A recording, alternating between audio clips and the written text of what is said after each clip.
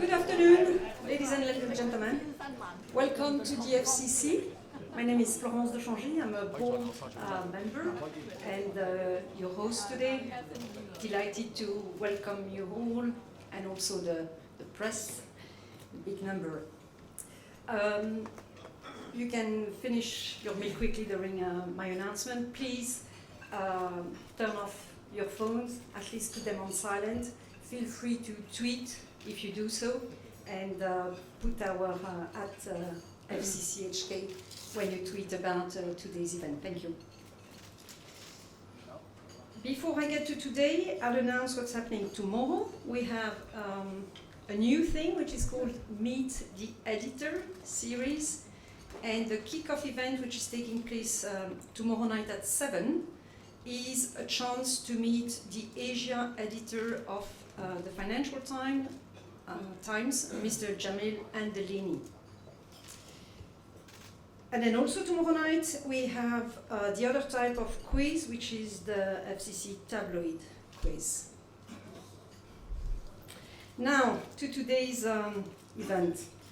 As you know, Judge Hu Kuo-King was the first one to throw himself in the race to the top job, and we're delighted to host him today. We haven't confirmed the other four, but we're very happy to have Judge Hu with us today.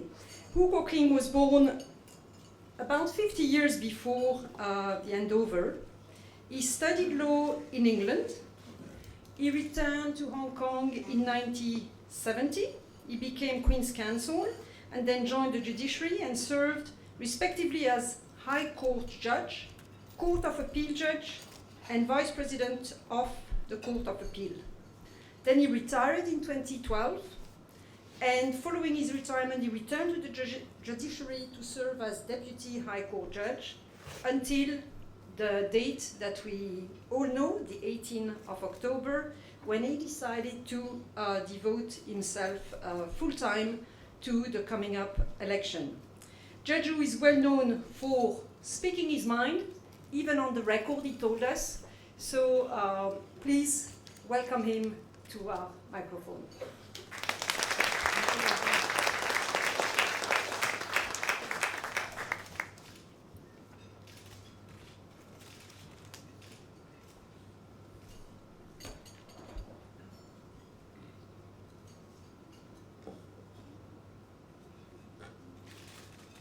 Friends, ladies and gentlemen, let's face it, this is the strangest of elections. For the longest time, I was the only candidate from October to 27th. I had no one to debate. My potential competitors were stuck at the traffic light, waiting for signals. One of them may be colorblind, as he was said to be ignoring a red light. All we know is that he waited and waited, reading a lot of Shakespeare, ruminating every now and then for a long while to run or not to run. You certainly can't blame our candidates for being overzealous. Originally, I was seeking to unseat the incumbent. But while he busied himself laying the groundwork for his re-election campaign, he suddenly changed his mind. For Hong Kong, Christmas came early on December the 9th.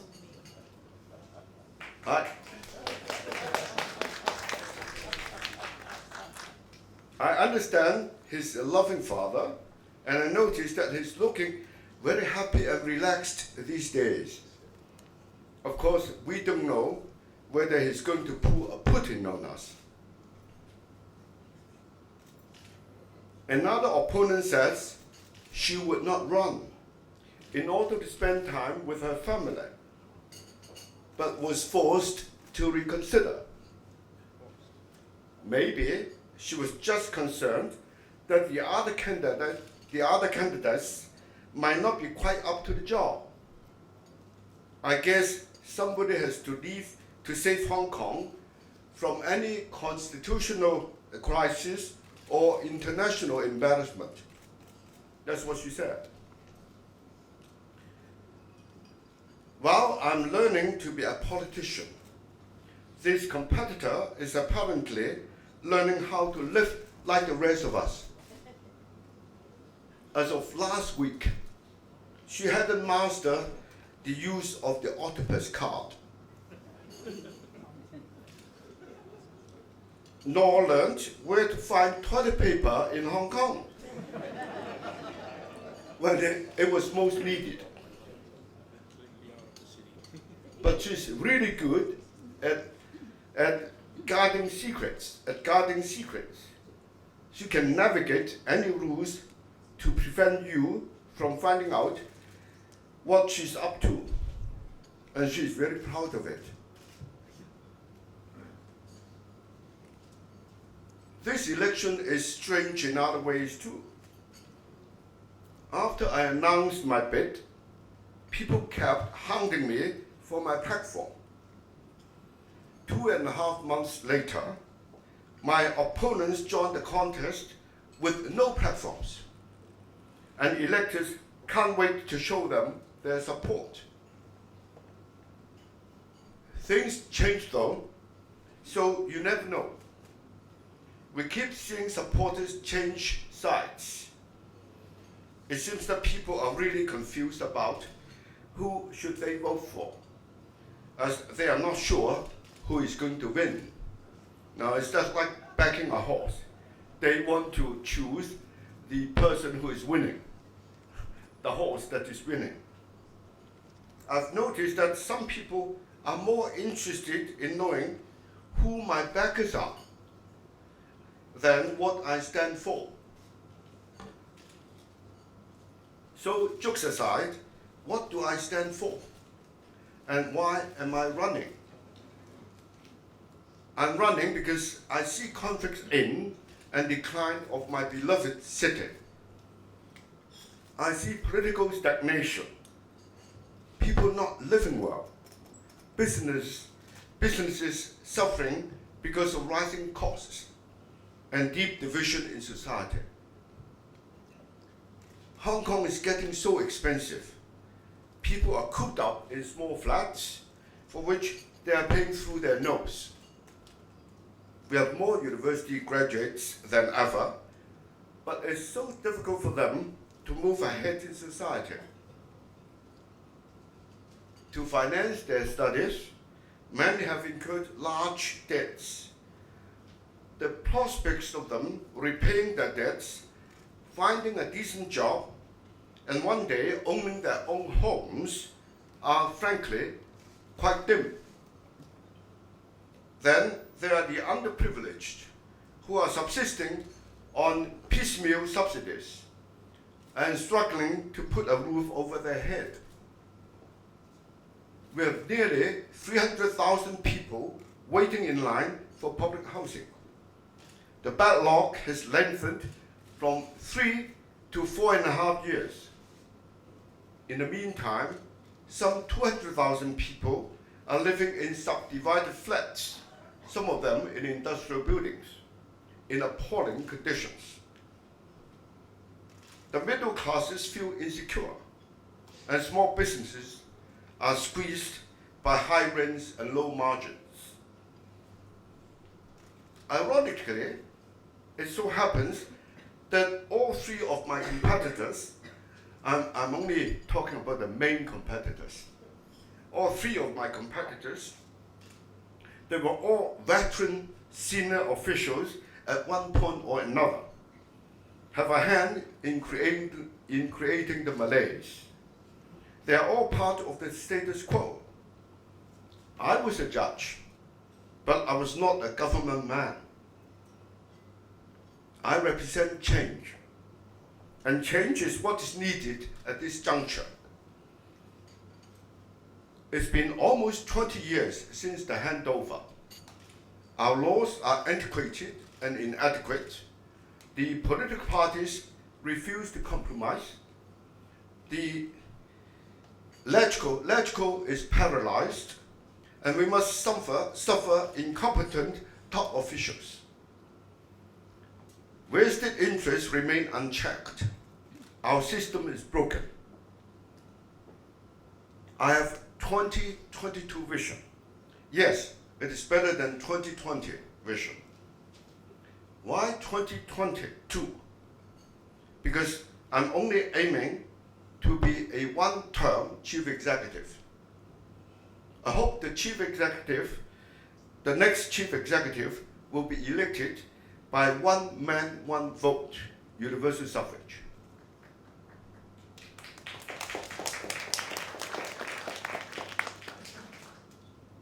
I have a vision and would like to set the agenda for every Hong Kong resident to consider. I've started my journey since I declared my candidacy on October the 27th. I promise to give it my best shot all the way to the end. The support of the public and the electors will determine how far I can go towards fulfilling my mission. I promise to appoint the best people based on their merits. I have no political baggage, no favors to repay. I can be totally impartial and invite people with different political leanings and from all walks of life to join my administration. I will lead an open and transparent government.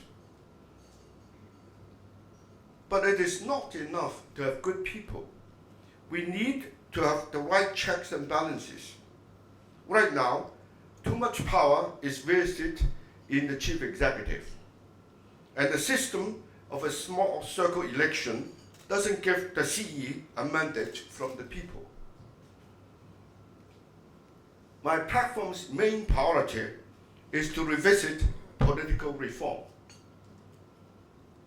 You know that LegCo failed to pass any bill on political reform in 2014. Now, my proposal is very simple and entirely, as I'm a lawyer, as I'm a judge, entirely in accordance with Article 45 of the Basic Law. If I may read a passage from Article 45. It says, the method for selecting the chief executive shall be specified in the light of the actual situation in the Hong Kong Special Administrative Region and in accordance with the principle of gradual and orderly progress. The ultimate aim is the selection of the chief executive by universal suffrage upon nomination by a broadly representative nominating committee in accordance with democratic procedures.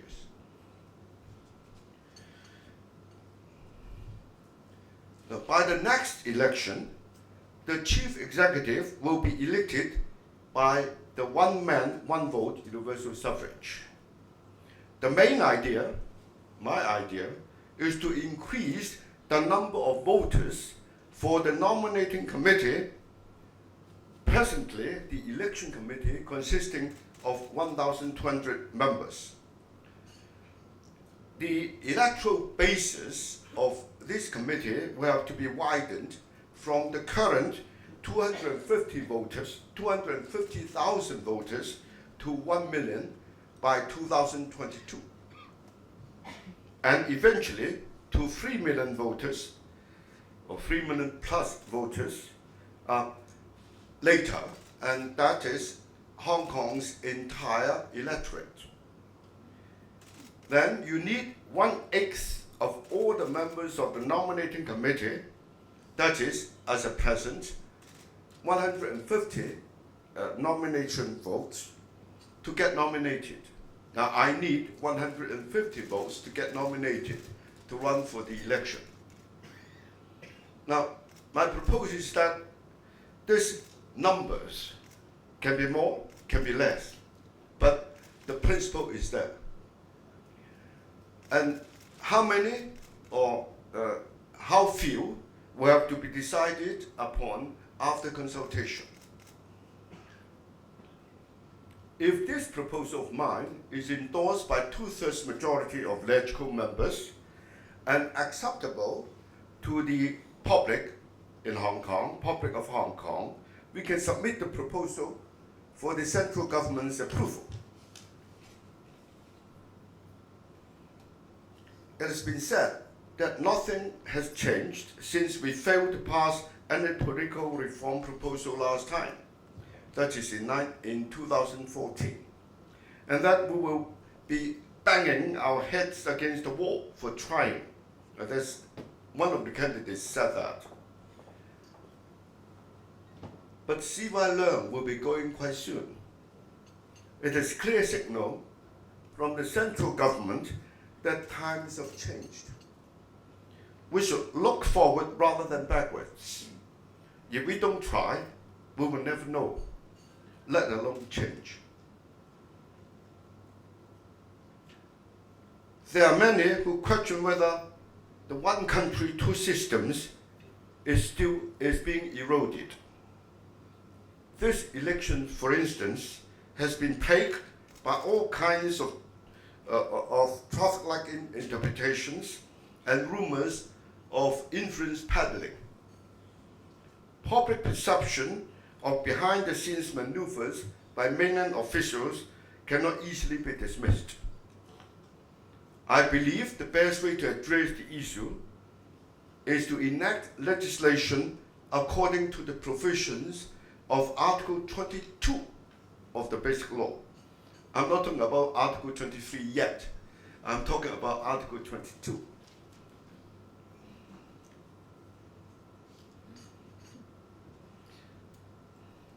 Article 22 reads as follows. I just need to read the first paragraph.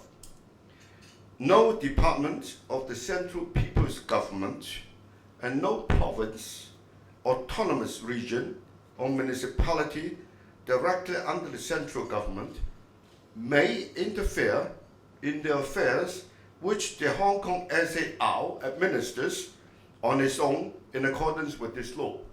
That means no mainland departments or the central government or representing the central government or any provinces shall interfere with the affairs, the internal affairs that Hong Kong manages itself. Now, that's for sure. That's Article 22. But how about if somebody were to ignore this law? He or she would be in breach of the Constitution of Hong Kong, the Basic Law. But where is the punishment? No punishment. What is going to happen to such a man? Nothing. That's why we have to make a law criminalizing such acts, interfering with the internal affairs of Hong Kong, as a crime and punishable under Hong Kong law, punishable by the courts in Hong Kong. Now, this will strengthen our legal basis for safeguarding the implementation of two systems. We need two systems. The Hong Kong people ruling Hong Kong. That's including a high degree of autonomy for Hong Kong and Hong Kong people ruling Hong Kong. Now, once we have a consensus for going forward with the political reform I propose, the conditions may be right for us to propose legislation according to the stipulations of Article 23, which prevents treason, subversion, etc. Now that's Article 23. I think everybody knows about it. If we do not enact local legislation to safeguard the premises of one country, now this is Article 23 is to protect one country, not the two systems. Article 22 protects the two systems. Article 23 protects the one country. Well, if we don't make legislation ourselves, we shall run the risk of the central government or the mainland using Article 18 of the Basic Law to impose national legislation on us through Annex 3 to the Basic Law. Now, Article 18, perhaps I'll read a bit of it. Yes, the third paragraph or the third provision under Article 18 is this. The Standing Committee of the National People's Congress may add to or delete from the list of the laws in Annex 3 after consulting its committee for the basic law of the HKSAR and the government of the region. Now, Annex 3 is all the national laws that are applicable to the HKSAR.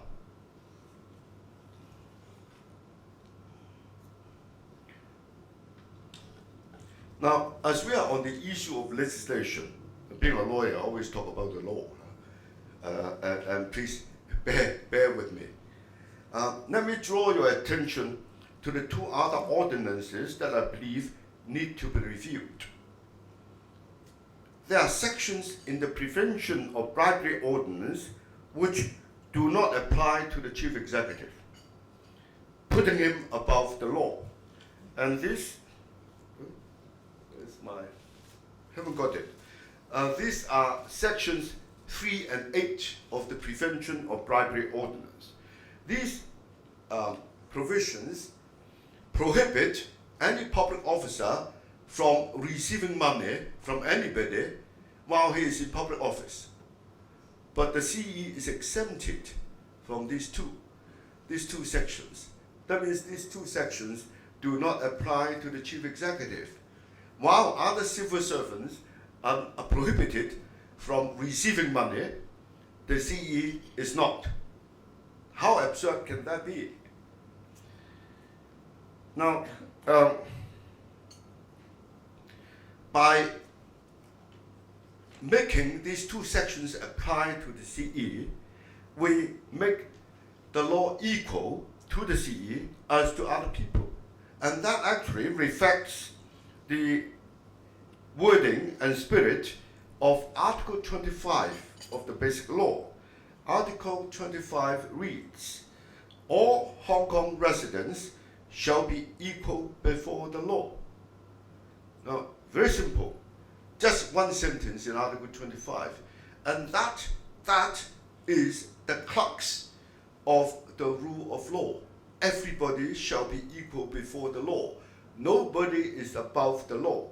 And without that, there cannot be a rule of law. Because the rule of law, one of the main requirements is that everybody shall be equal before the law. If somebody is above the law, it's no good. Now, that's why I say making sections 3 and 8 applicable to the CE will be of paramount significance if the rule of law is to be upheld. Now, then there is the University Ordinance, under which the Chief Executive is vested with wide powers, like appointment of the head of the Governing Council and so on. Now, this should be dealt away with, because colonial governors only exercise their powers under the ordinance, the university's ordinance, very sparingly, and he would act only as a sort of ceremonial head to the universities, not somebody who's exercising powers to affect university autonomy or academic freedom. No. He can't do that. Now, ladies and gentlemen, if you bear with me for a further moment, I've one more proposal to make to improve Hong Kong's administration, which is by introducing the archive law in Hong Kong. With the archive law being enforced, the matters concerning or the saga of the Wang Chao incident would not appear, would disappear. Nobody dares to break the law, not to have records of what was going on. You remember the Wang Chao saga, the chief executive says there's no record of the soft lobbying discussing with the villagers and so on, and eventually the making of the decision to reduce the originally planned 17,000 units to 4,000 units, forgetting or adjourning forever the 13,000 units that was planned to be built. Now, if I may recap, I've set out the changes I shall make in the upcoming 5 years. The world is changing, with Brexit and Donald Trump becoming the US president. We in Hong Kong are catching up. Siwa Leung, to everybody's delight, was axed. The central government obviously did not like him to carry on. This encourages the thinking that China wants change. We've had Hong Kong run by a businessman, then by a civil servant, and then by a professional. Do you see the change is imminent? With the support of the election committee members and the Hong Kong public, I shall have a chance to implement my 2022 vision, and I'm sure Hong Kong will be a much better and happier place. Thank you.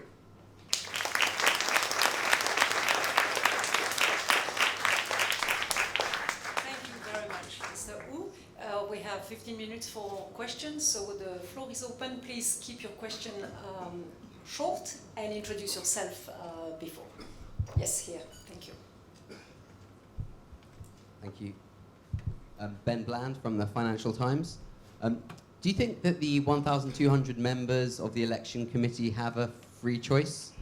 And would you therefore characterize this as an election or a selection by Beijing? Thank you. The 1,200 members of the election committee actually have the duty also to nominate.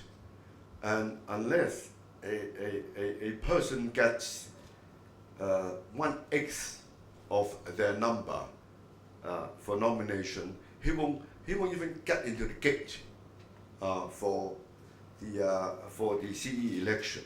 And you may say that that's a selection process, but if actually the electoral basis for the election of the 1,200 members is widened to say all the electors in Hong Kong, territory-wide, then there's not much difference from other proper elections. And that's why, for the time being, you can call it a selective process. But if it is widened in accordance with my proposal, then it will not. It will be a proper election. But on a clear point, do you think do the 1,200 members have a free choice? Or is this simply a process in which the majority of them are instructed what to do by Beijing? I mean, it's a really important point for the media and for Hong Kongers to understand. Clearly, not about the nomination, but the vote. Is this a free vote, or is this just a process in which 600 plus one are told what to do, and therefore the campaign and everything else to the public is irrelevant? It's only Beijing's decision that counts. It's not irrelevant. I mean, public's idea is not irrelevant. Public opinion is not irrelevant. As far as I can see it, there are two processes through which a candidate has to go. One is the nomination process. Now, the nomination will have to be done openly with signatures of these 1,194 members. Now, this, you may say, as generally believed, will be subject to the scrutiny of the central government of Beijing or the mainland. Now, if you nominate a candidate and you show your name there, that means at least you are supporting this candidate in your nomination. That may not be in accordance with somebody else's idea, and that will be known, and that's no good. That's the control there. But after the nomination, the election process is by secret ballot. Nobody will know whether you have voted for one or the other. Now, that remains its merit. That's important. Secret ballot is very important. And that is where some changes can be made. Right? Yes. Yes, Ed.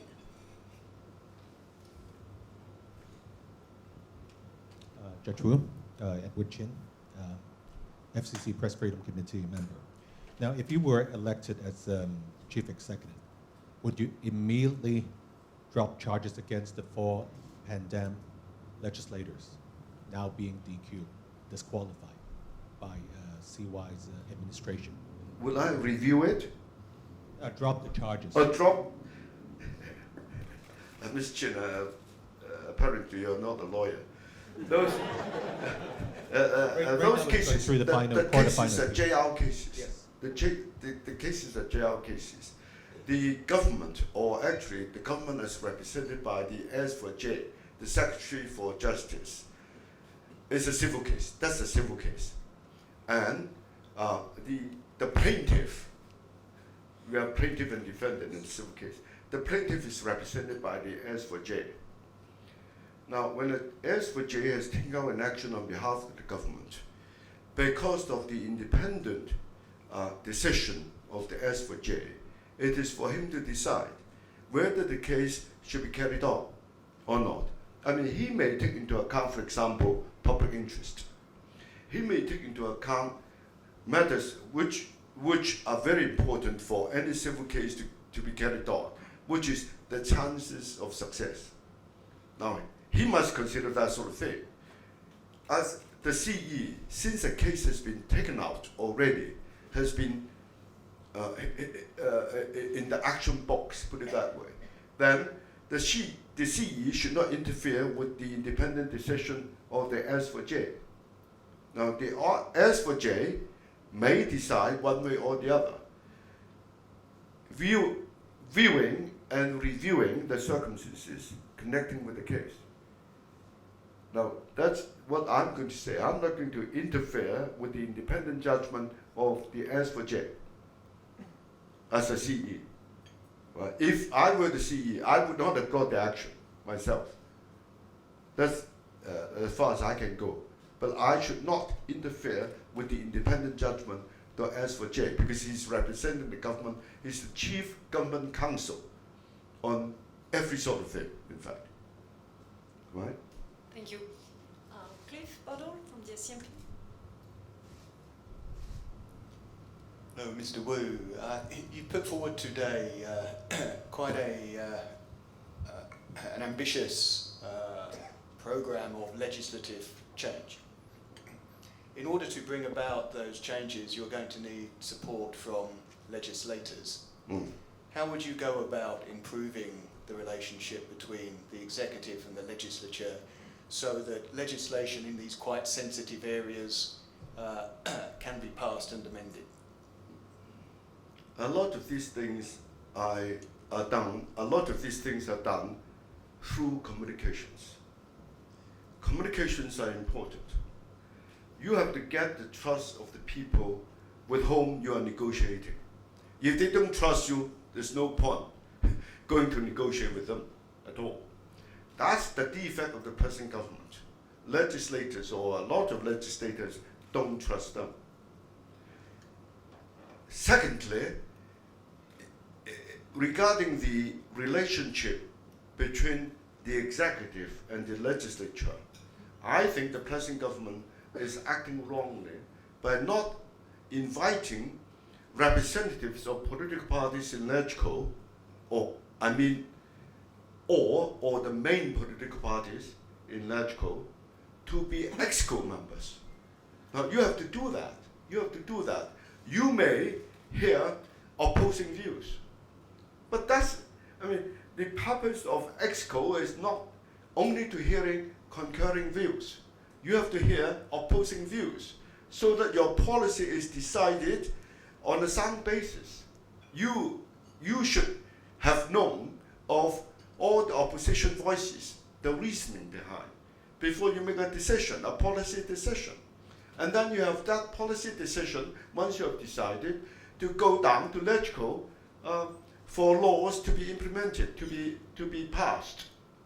But if you've got the representatives of the political parties in LegCo already agreeing in ExCo, how can they ask their members to oppose your bills? Right? It's that sort of thing. The present government's defect is they appoint ExCo members upon friendship, right? Not upon merit. Not dividing the power, in fact, dishing out the power to the right people, to opposing parties as well as consenting parties. You have to do that.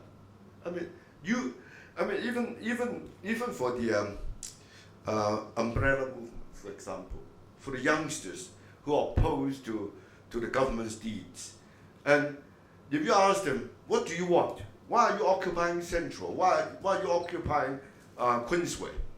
They will say, we want universal suffrage.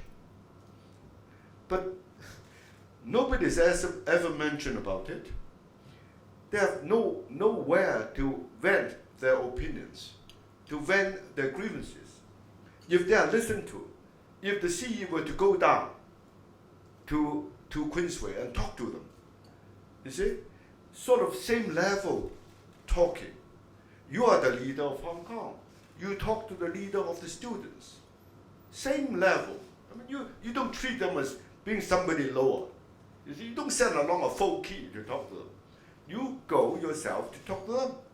And they will come up with the same idea. We want universal suffrage. Fine, you want universal suffrage. As the CE, I have a duty to report to the central government. I'll make a report to the central government as to what you want. If the central government were to buy your ideas, they will say so. If they don't buy it, they'll give you some reasons, right? We'll just report back, as a CE, you report back to the Hong Kong people the central government's ideas. If you can't budge, for example, if you can't avoid it, fine, then let the people know. But at least for the time being, people will disperse because they are satisfied with what you are going to do. And if they trust you, they'll disperse. It's the same sort of thing. Thank you. Could I myself ask a question about Beijing attitude towards your candidacy? Have you heard from them? And if yes, what did they say? What? Have you heard from Beijing? Oh no. I've in a way asked Beijing whether I should run or not. But that was a very early stage. And the response was no response. And I asked the chap through which I asked for the view of Beijing. And I said, isn't that the only proper response? No response. He says, no response to what you ask. No response. But recently I went up to Shenzhen to see Director Wang Jiangya. And I've kept my promise not to divulge the conversation between us. But when I came down, I still carried on with my campaign. And that's all I can say. Apparently, we can still go on. I'm running the election in accordance with Hong Kong law, in accordance with the basic law. And there's nothing against me. Thank you. One more question here. Lady in front. Wait for the mic, thank you. Thank you. Thank you, Mr. Wu, for your speech. But I would like to know, whether you have some self-estimation about how good is your chance of getting nominated, first of all, that is to get into the gate, in order to realize your vision for all of us. Oh, the chances of my getting sufficient nominations for getting through the gate, put it that way, they're saying getting into the gate. I'm quite confident that I'll get sufficient votes, nominations for that. But apparently, most of my support will be from the pro-Democrats, not from the pro-establishment. Because as that gentleman who asked me the first question suggests, that make the way somebody's pressing the button. I don't know, they call it pressing the button. They don't want to, the pro-establishment people don't want to expose their inclinations because they may if they nominate you, their nomination may be wrong, may be said to be wrong eventually. And that's why they avoid that sort of thing. And therefore, it's difficult to get open nominations. But with the Democrats, they know they can open their nominations. Apparently, the mainland will not care so much about how they are going to vote. You see, but that's important for me because I need to get sufficient votes to get through the gate. Lawrence, can I ask one more question? Okay. Judge Wu, being a judge in Hong Kong is quite different from being a judge in mainland China. Now, if you read the ICIJ report, a lot of judges, people in government, they amass a lot of wealth that's hidden in offshore companies, BVI, Cayman Island, and whatnot. If you were elected, would you just become a puppet of Beijing, and if you don't, really become one of them? You know, like you talk about defending Hong Kong's core values. So how do you do it? Thank you, Mr. Chin, for giving me a chance to explain this sort of matter, which is difference between the judicial system in Hong Kong and Beijing. In China, in the mainland, the judiciary is but a part of the government. It's actually a department of government. And no matter how independent they are part of the government serving the government. You see, which is quite different from Hong Kong. And people, several months ago, there were huge arguments about whether Hong Kong has got a separation of, in the Chinese way, 3 powers. But of course, in English term, there's no separation of 3 powers. There's only separation of powers, right? The judiciary, the legislature, and the executive. Now, Hong Kong's judiciary is most independent. If you look at the basic law, you will find a lot of provisions proclaiming the independence of the judiciary. Now, so much so that, in fact, you look at the whole of the basic law, it seems that the judiciary is supreme, more supreme than the executive and the legislature. Although the Hong Kong political system is said to be executive-led. Now, we are very different from mainland judges. And I've never heard of a case of corruption of Hong Kong judges, not even magistrates. You see, you're quite sure about that. And that's why in Hong Kong, people respect the law. And it's not only respect for the law, it's respect for the rule of law. Everybody is equal before the law. And that's the basis. That's why I say the Prevention of Bad Ordinance will have to be amended to make sections 3 and 8 applicable to the CE, so as to make everybody equal. Now, I can't think of a case of corruption of a Hong Kong judge. That's why you can rest assured that there is no such thing in Hong Kong, no corruption of judges in Hong Kong. And in fact, judges are used to deal with departments like the ICAC. I used to be the commissioner on interception and covert surveillance matters. I supervised and